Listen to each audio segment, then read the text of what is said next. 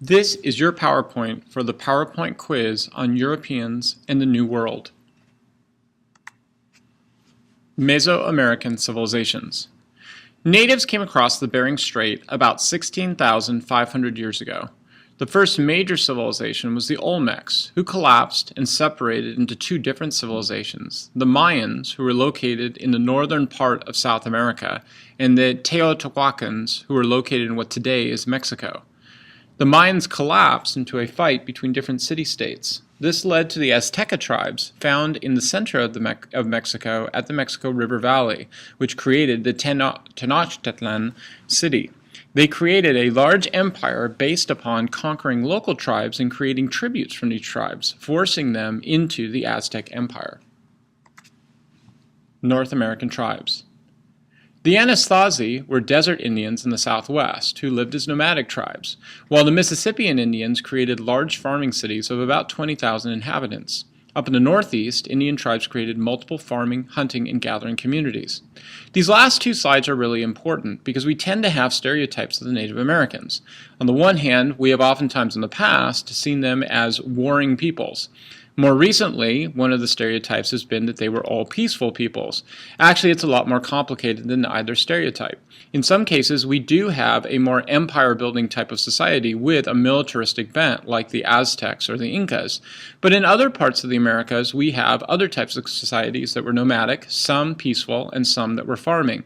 So what's important is really to see the Native Americans as their own nations, competing against one another in both war and trade. Native organization. Most Native communities broke down roles into hunter men and gathering women. Women did have more influence, though, in these societies. They tended to influence the tribal elders when meeting over decisions. The chief was not really a king. He was more of a facilitator, at least not in the Northeast or in the Southwest. In the Aztec region, he was a king, but in these other areas, he was a facilitator, and decisions were made by consensus or group agreement. The religion for all of these Native Americans tended to be polytheistic, with multiple gods who represented different aspects of nature and animals. European social organization.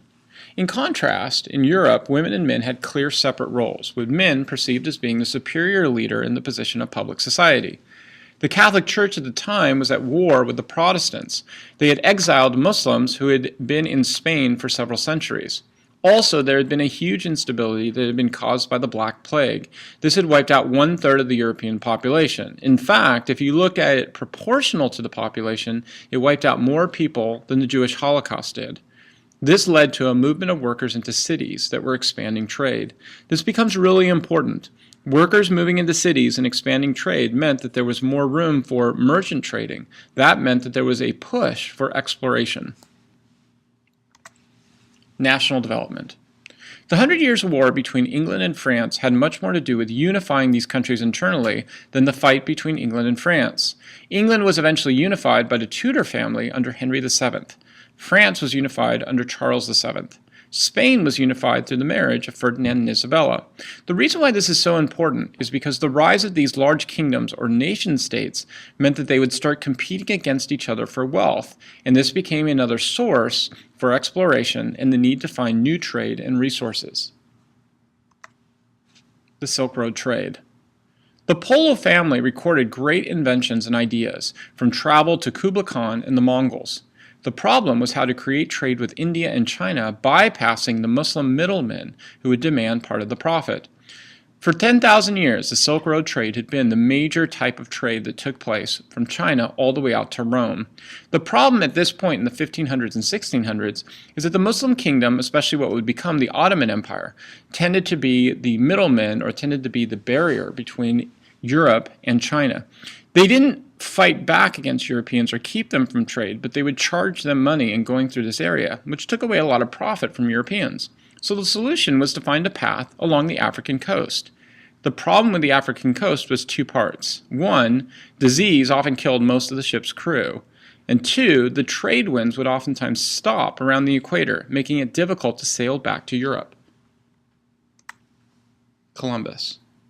Most people have thought that Columbus sailed around the world in order to prove that it was round. Actually, most people who were academic and who had knowledge at this time of any type of science knew that the world was round. The only thing they didn't know was that there was a continent basically in the middle of Europe and China. He was trying to find the quickest route to India. He discovered on his path San Salvador, in which a group of Indians called the Arawaks lived there. The Arawaks had been isolated geographically, so they did not understand warfare and they didn't understand European forms of warfare or weapons. Columbus actually wrote down in his diaries after he met them that this means that they would make excellent slaves. International competition. There are two phases of international competition when it comes to exploration. Phase number one was between Spain and Portugal. Spain conquered most of Central and South America. Portugal created trade ports along the African coast when Bartolomeu Diaz and Vasco da Gama connected up to India. Eventually, the Pope had to sit down between these two Catholic countries and help them to split up the world under something called the Treaty of Tordesillas. This allowed Spain to get the west and Portugal to get the east. This becomes really important because this is the beginning of the competition between the two major nation states at the time, Spain and Portugal. Why were these countries the first ones to start up in trade? Well, look at where they're located geographically. Spain and Portugal are right next to each other, north of the Mediterranean and right next to the Atlantic Ocean, north of Africa. This means that they were in the prime spot to start going around and doing exploration in an attempt to connect up with India. Because of their competition, eventually Spain is going to use Columbus to sail around the world in the hope to find a quicker trade route. Instead, what they end up finding is North and South America. Phase 2, England versus France. Spain and Portugal both mismanaged the overall exploration and the wealth that was brought back. This allowed two major nation states to take over in international competition. Samuel Champlain established a trading post in Quebec. The French found the connection between Quebec down to the St. Lawrence River and down to the Mississippi River. Henry Hudson established a Dutch outpost in Northeast. Eventually, the English quickly conquered this Dutch outpost and established New York. Native strategy with Europeans. The natives tended to fight amongst each other for better trade relations with Europeans, but this wasn't the only way that they would fight back. One of the biggest ways they fought back was to form confederations, like the Iroquois Confederation, which created a group of tribes in the Northeast in order to both do trade with the British while defending against both Europeans and the Huron Indian. The French established trading posts along the Mississippi into the Gulf of Mexico. Britain established colonies with permanent settlements of families who would exploit local resources. This actually is really important for multiple reasons. Notice here that the natives are not a unified group. They are basically like their own nations or empires competing amongst each other and also competing with the Europeans. They tended to do the same strategies that countries and kingdoms did around the world. They would unify together with their allies.